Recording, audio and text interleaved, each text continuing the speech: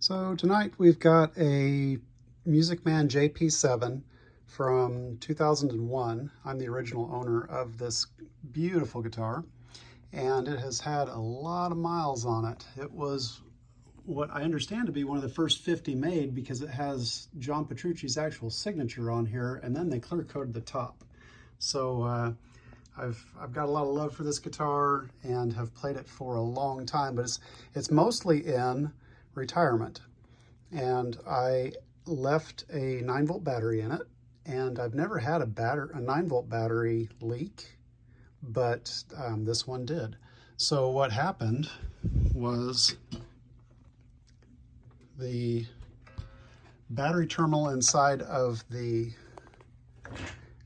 here is terribly corroded, and I was worried that I wouldn't be able to get the part, but they still make this device. They still make this battery holder, but you can see right here, the one battery terminal is just totally eaten up, and this is after cleaning it up some.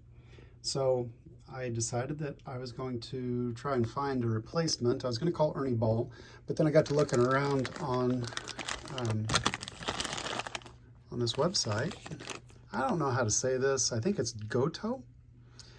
And Goto's been around forever, but I believe this is actual replacement part for this. So we are going to change this out tonight. I know I've seen where people will just cut this off and put a 9-volt battery terminal on it like this.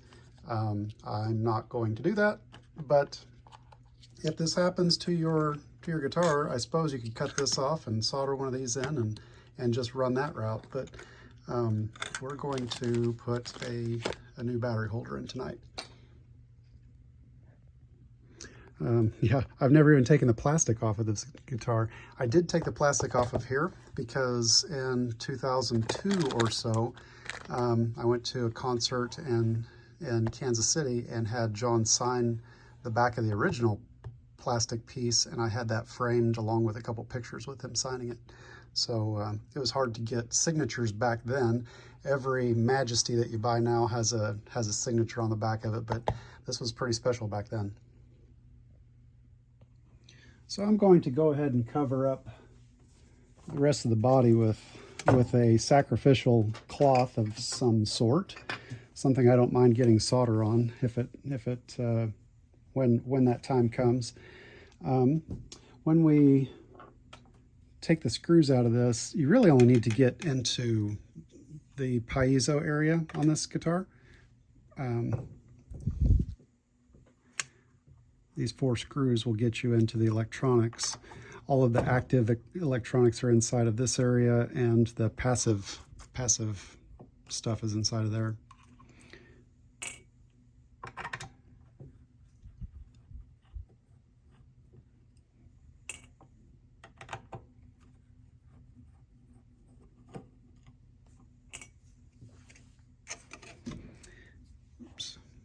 So when you pull this out, you kind of have to pull up and out just a little bit in this direction, and then it'll just come right out. And we'll keep the wire as best we can. Gotta take care of that right there. And so these 2 solder terminals right here, right there, and right there, are the ones that we want to unsolder for power. So we will use a solder sucker to heat that up and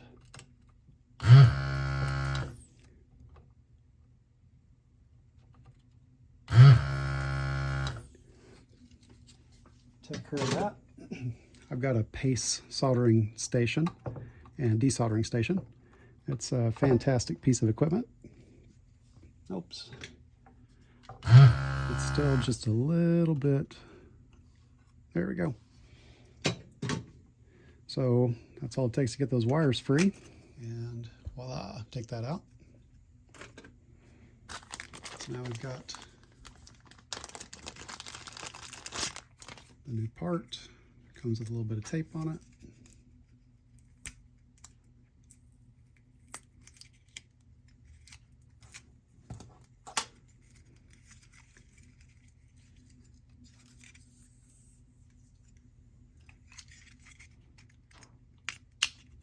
So these open up like that, and you pop that open, and that's where you put the 9-volt in if you've never seen these before.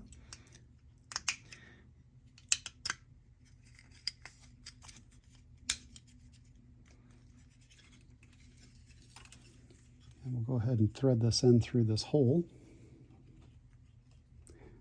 Thankfully, it doesn't go very far. Sometimes threading wires through guitar bodies are very challenging.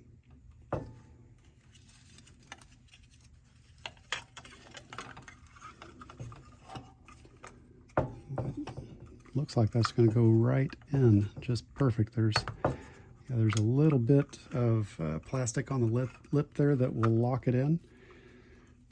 So we'll just go ahead and cut this to about that long. We want to leave ourselves plenty of room.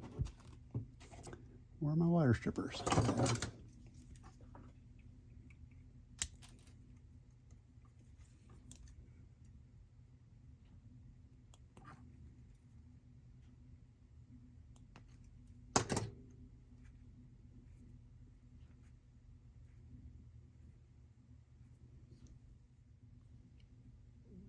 There, so I'm not convinced that a twisted pair on a 9-volt battery really makes a difference, but since they were already twisted on the last design, I'll go ahead and do that. The reason you would twist wires together is so that the common noise that's on them can be rejected, but I don't think there's going to be any real common noise on a 9-volt battery. So either way, you could twist those together or not, whatever you want to do. We had power. I'm going to tin these. I'm just going to go ahead and hit these with some solder to get started. And I'm a little out of sorts. I don't tend to put large objects on my workbench, so some of my stuff is moved around here. Not that it's real organized anyway. We'll go ahead and tin these wires, and I think I'm out of frame, but what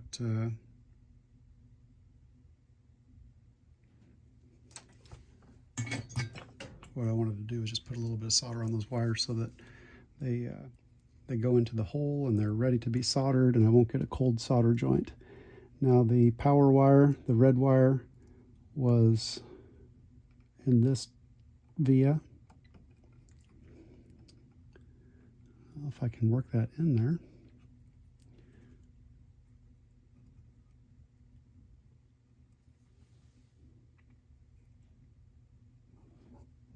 I'll just do one at a time. So got the black wire in for the negative. And yes, I wanted to cover these up, but I'm not doing that so well. You know, it's a 20-year-old guitar. It's a 22-year-old guitar, so, you know, it's not going to be pristine. I've taken this thing to all kinds of outdoor events, and it's got a lot of great use. So, you know, don't be scared of hurting your guitar, because, you know, honestly, it's yours. And if you play it and it still works, that's what's most important. Blemishes give it character.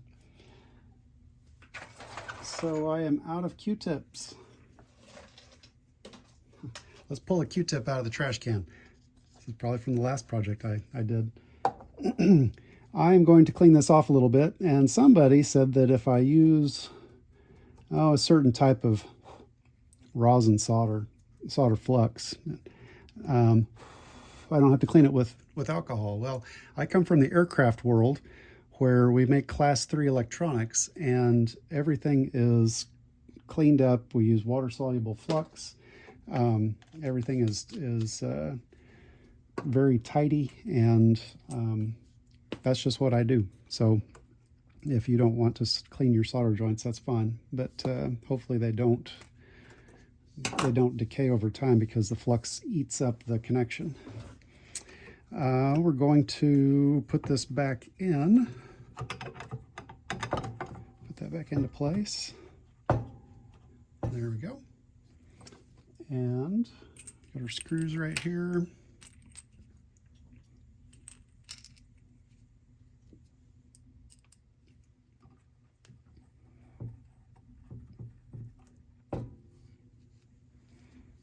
And that one in. That guy in. And one more. And the screws for this are upstairs on my guitar bench. Okay, well, I got the screws from upstairs. And I've already put a battery into the battery case. And put these screws in, and then we'll go have a listen and see if it works.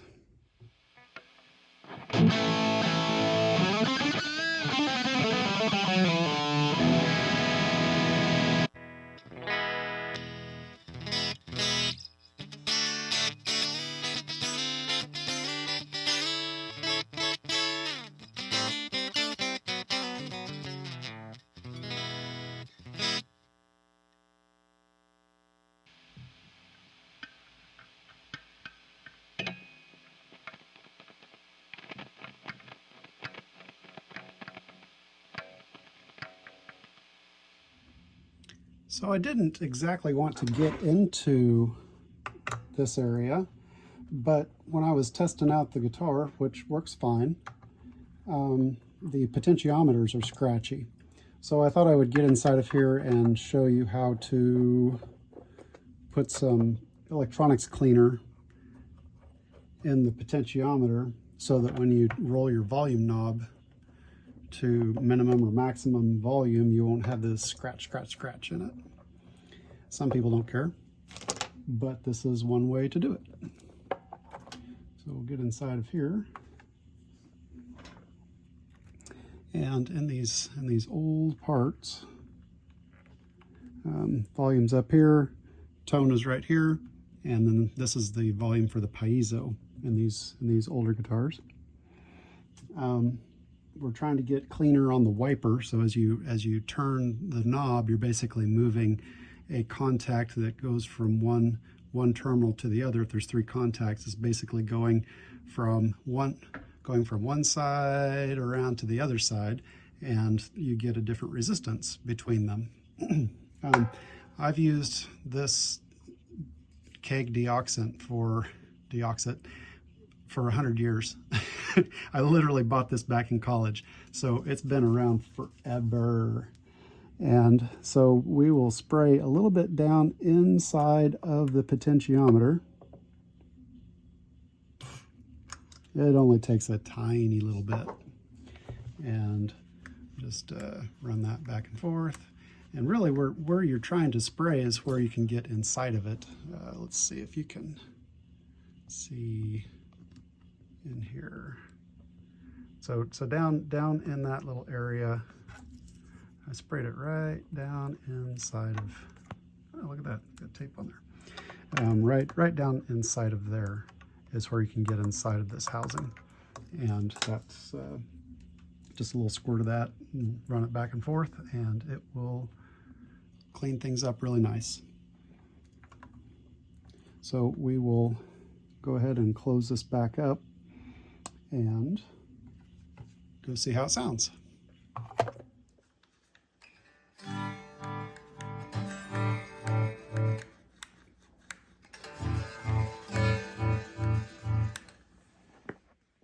So to get good audio, I have to jump between my rig here and then the microphone on my phone. So the volume knob is cleaned up. Actually, there's a little bit of scratchiness on the piezo knob. I'm going to go downstairs and spray that while I'm at it. And I should have sprayed all 3 of them. So that's my point, is if you're going to get in there and spray one, you might as well hit all 3, and then everything should be real good. But we got the battery replaced and everything's working just fine. So hope this helps you out, and rock on.